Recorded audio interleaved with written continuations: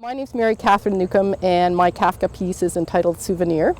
It's at the Cambridge Sculpture Garden, and it consists of a 14-foot long rabbit whose pelt is made of grass turf. This idea just kind of popped. It didn't really emerge. I've worked a lot with rabbit imagery.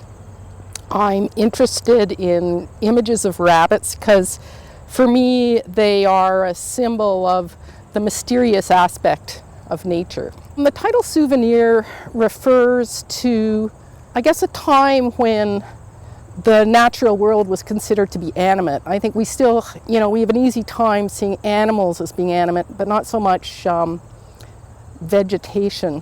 One of the things that I like about the way the rabbit turned out is that he is living. I don't like that because I have to clip him a lot. You really get a sense of the fur, and you can sort of comb it. And so it feels quite alive. I was surprised. It's the first time that I've done anything like this. The head and the legs and the tail were welded. There were frames that were welded out of steel. And then I packed the turf into the welds and then packed it with earth so that when we made the final piece, we could just sort of import those pieces. But the body was mapped out on the ground, and there's fencing about this high resting on stakes, and the turf was tied to that, and then it was mounded up and turf covered it, and then the body parts were kind of stuck on. I have worked since 2006 on a Product of Eden project, which has consisted of growing vegetables into molds. I started in 2006 with saints, growing on saint bushes, and hot pepper demons. And then in 2010, I think for me it's almost sort of getting towards the end of the road. I grew a bed of, a 400 square foot bed of jumbo pink banana squash into the shape of babies.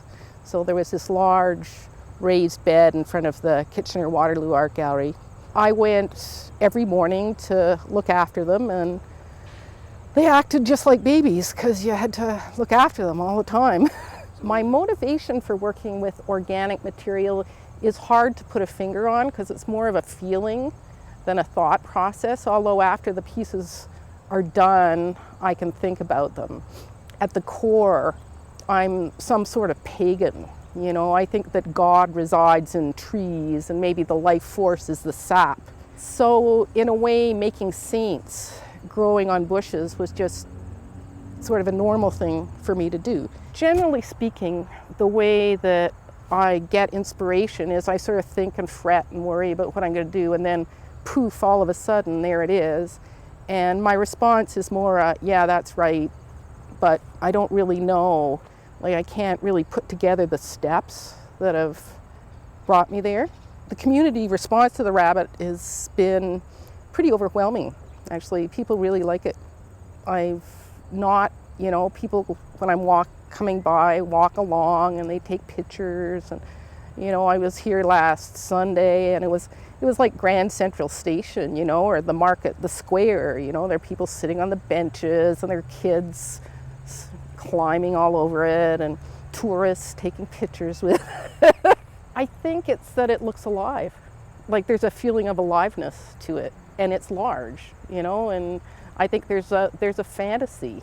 I do think we're sort of hardwired with certain types of images, particularly relating to nature.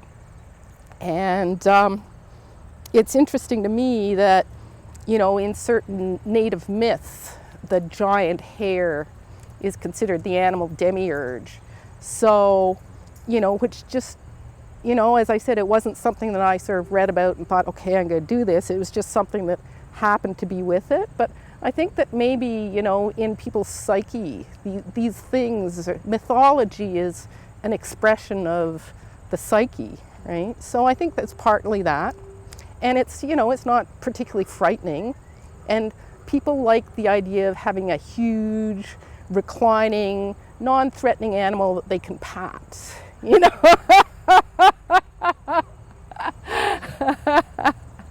which which is perfectly reasonable, I think.